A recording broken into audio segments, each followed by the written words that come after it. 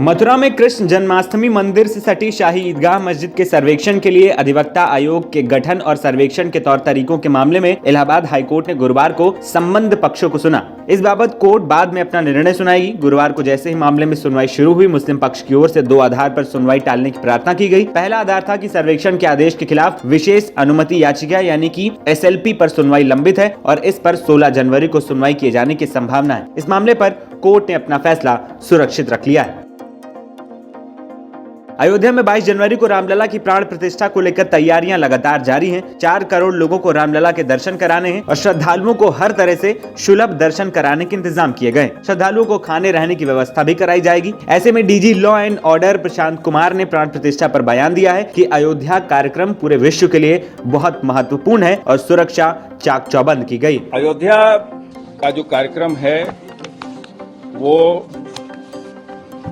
पूरे देश और विश्व के लिए बहुत ही महत्वपूर्ण दिन है और उसके लिए व्यापक सुरक्षा के प्रबंध किए जा रहे हैं।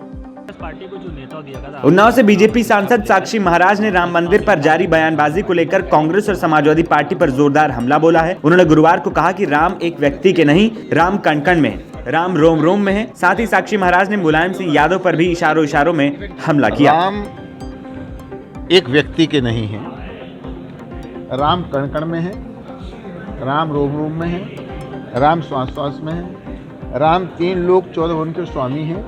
और जिन्होंने ये कहा है कि हम नहीं जाएंगे बीजेपी के, उनके अंदर भी राम है। राम के बिना वो श्वास तक नहीं ले सकते। जिन लोगों ने राम भक्तों पर गोलियां चलाई थी, जो राम के होने का प्रमाण मांग रहे थे, जब उनकी भी अर्थी निकाली गई थी तो जो कारवां पीछे चल रहा था, आप मीडिया के लोग हैं, जांच कर सकते हैं, तो कारवां बोल रहा था राम नाम सत्य है और सत्य बोले गत्य है। तो ये परमात्मा के अस्तित्व को स्वीकार न करना ये विनाश की निशानी है। अभी तो कांग्रेस के नेता दम भर रहे थे कि ताला तो हमने खुलवाया था, हमने पूजन तो हमने कराया था, बीजेपी क्यों श्रेय ले रही है?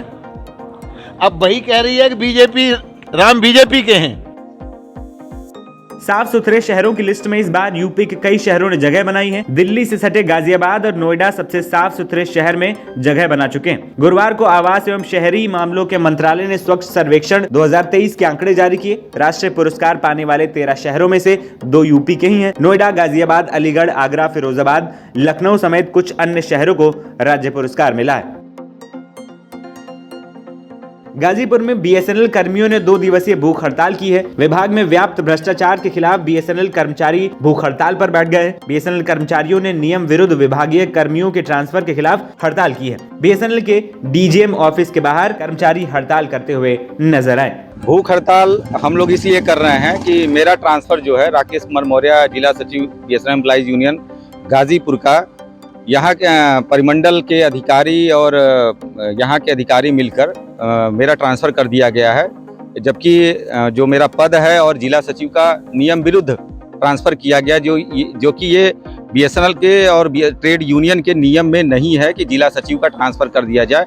लेकिन विगत 1.5-2 वर्षों से मैं यहाँ के भ्रष्टाचार के खिलाफ, यहाँ के उप महाप्रबंधक के भ्रष्टाचार के खिलाफ, यहाँ के अधिकारियों के भ्रष्टाचार के खिलाफ लिखता आ रहा हूँ।